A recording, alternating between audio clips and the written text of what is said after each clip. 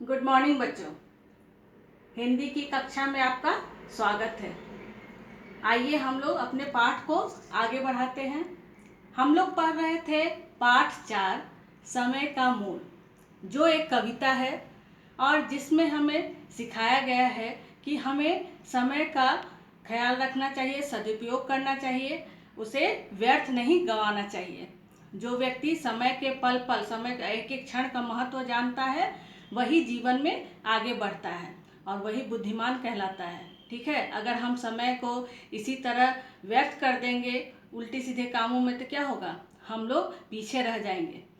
तो हम लोग कविता लिख चुके, शब्दार्थ कर चुके, इसका इस पाठ पर आधारित वर्तनी अभ्यास वो भी हम लोग लिख चुके थे फर्स्ट असाइनमेंट में। सेकेंड वीडियो में इसमें हम लोग किए थे समानार्थक शब्द और अनेकार्थी शब्द। ठीक है, दोनों में आप लोगों को अंतर पता चल गया होगा, मुझे उम्मीद है। तो इसके बाद हम लोग भाषा से में नेक्स्ट देखते हैं नंबर 3। भाषा से में नंबर 1 में था समानार्थक शब्द, नंबर 2 में अनेकार्थी शब्द, और आज हम लोग करेंगे भाषा से नंबर 3 वचन। ठीक है, तो वचन किसे कहते हैं इससे पहले भी हम लोग पढ़ चुके हैं। आइए एक बार फिर से इसे रिवाइज कर लेते हैं।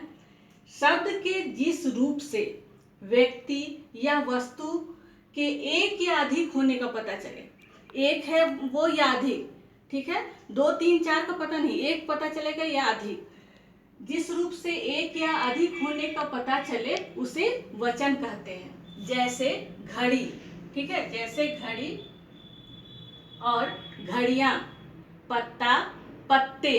ठीक है, अगर हम घड़ी कहते हैं तो पता चल जाता है हम लोगों को कि ये संख्या में एक है, और जैसे ही हम लोग घड़ियां बोलेंगे तो आप लोग समझ जाते हैं कि ये एक से ज़्यादा है। तो इससे वचन से हमें इतना पता चलता है। ठीक है, वचन कितने प्रकार के होते हैं? वचन के प्रकार, वचन 2 प्रकार के होते हैं, एक वचन और बहुवचन। एक वचन से एक का बोध होता है और बहुवचन से बहु मतलब बहुत सारे का बोध होता है। ठीक है, एक से ज्यादा का। तो हम लोगों को क्या करना रहता है? वचन बदलना।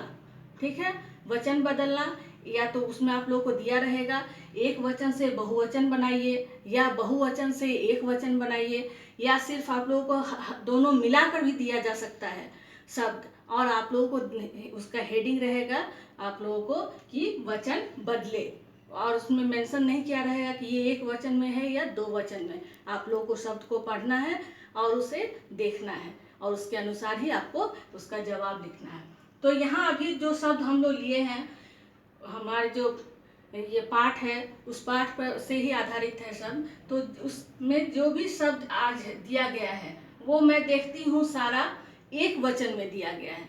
ठीक है, तो आप लोग यहाँ पर एक वचन लिख सकते हैं, और यहाँ उसका आंसर में जहाँ लिखेंगे वहाँ बहुवचन, और नहीं तो सिर्फ हेडिंग दे दीजिएगा वचन बदले। तो देखते हैं पहला क्या है वचन बदले, ईंट।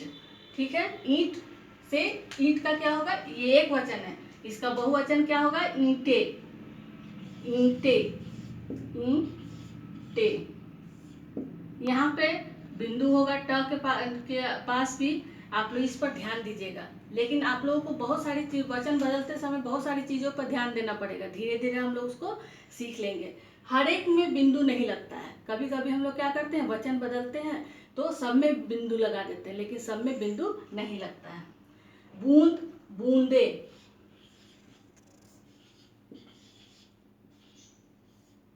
बूंदे। ठीक है, बूंदे में भी यहाँ बिंदु लगेगा और यहाँ चंद्र बिंदु। बच्चों में हमेशा आप लोगों को जब भी मैं वीडियो बनाती हूँ तो आपको मैं समझा देती हूँ एक बार कि जो भी चंद्र बिंदु है आप लोग चंद्र बिंदु लिखिएगा, क्योंकि जब हम लोग असाइनमेंट लिखते हैं आप लोग को पीडीएफ के तरह मिलता है, तो उसमें क्या होता है असाइनमेंट में हम लोग कंप्यूटर या मोबाइल से करते हैं, बनाते हैं, तो उस समय वहाँ पे चंद्र बिंदु का ऑप्शन नहीं रहता है।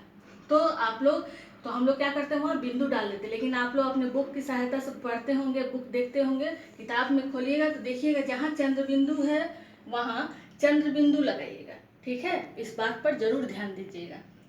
कांटा, कांटा का कांटे,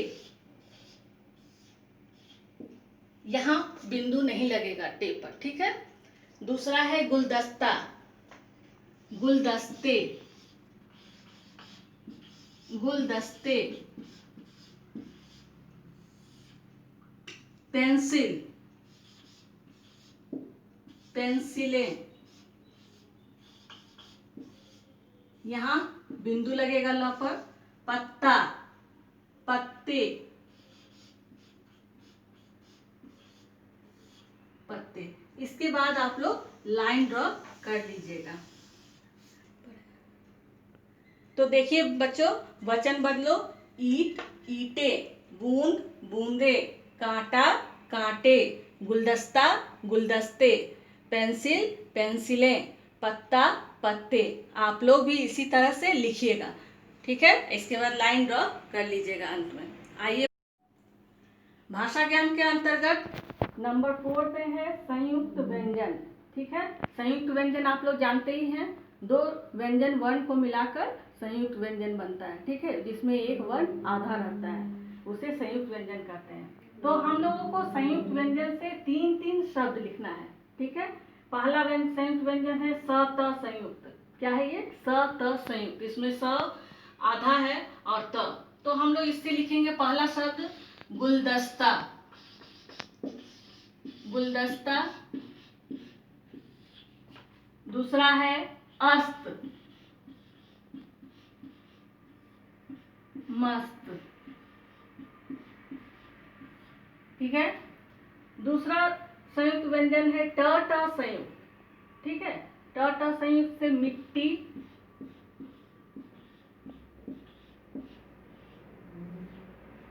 लट्टू,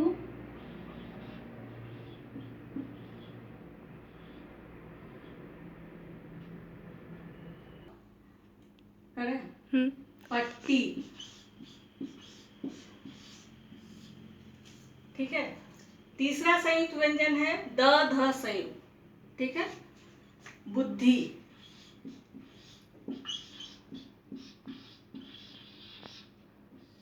बुद्धि। फिर है शुद्ध, शुद्ध। और एक है बुद्धिमान, बुद्धिमान। तो ये हो गया संयुक्त व्यंजन से तीन तीन शब्द। पहला है स त संयुक्त गुलदस्ता, अस्त, मस्त। दूसरा है ट ट संयुक्त मिट्टी, लट्टू और पट्टी। तीसरा है द ध संयुक्त बुद्धि, शुद्ध और बुद्धिमान। ये संयुक्त व्यंजन लिखने के बाद हम लोग लाइन ड्रॉ कर लेंगे, ठीक है। लाइन ड्रॉ करने के बाद इस पाठ का सबसे अंतिम भाग वाक्य बनाओ, ठीक है। Make sentence. मेक सेंटेंस के लिए हम लोग तीन शब्द लिए हैं, बुद्धिमान, अनमोल और गुलदस्ता। बुद्धिमान, बुद्धिमान व्यक्ति सफल होते हैं या उन्हें सफलता मिलती है। आप लोग अपने मन से भी लिख सकते हैं इसे, ठीक है। मैं नहीं भी बनाऊंगी तो भी आपको आप अपने मन से, या मैं जो लिखती हूँ वो भी लिख सकते हैं, अपने मन से भी लिख सकते हैं। छोटा वाक्य और आसान, इजी।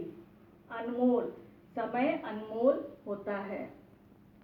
गुलदस्ता, यह गुलदस्ता सुंदर है, ठीक है। तो लिखते हैं पहला बुद्धिमान,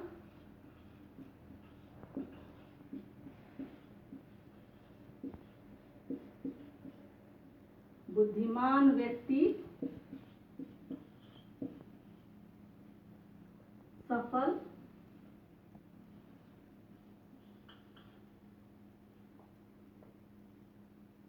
बुद्धिमान व्यक्ति जीवन में सफल होता है। बुद्धिमान व्यक्ति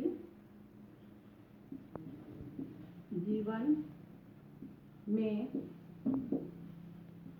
सफल होता है, ठीक है। अनमोल, अनमोल, समय अनमोल है, समय अनमोल है।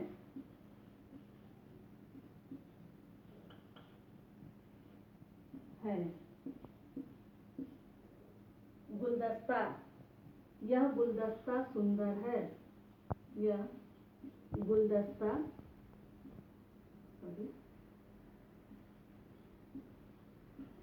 यह गुलदस्ता सुंदर है, सुंदर है। ठीक है, जो शब्द दिया गया है उसे अंडरलाइन कर लेंगे हम लोग। अनमोल, गुलदस्ता। ठीक है, तो इस तरह से ये हो गया, वाक्य बनाओ यहीं पूरा हो गया। लास्ट में हम लोग लाइन ड्रॉ कर लेते हैं। इसी के साथ यह पाठ यहीं पर समाप्त हो गया। अगली कक्षा में हम लोग नए पाठ से शुरुआत करेंगे। ठीक है, तब तक के लिए धन्यवाद।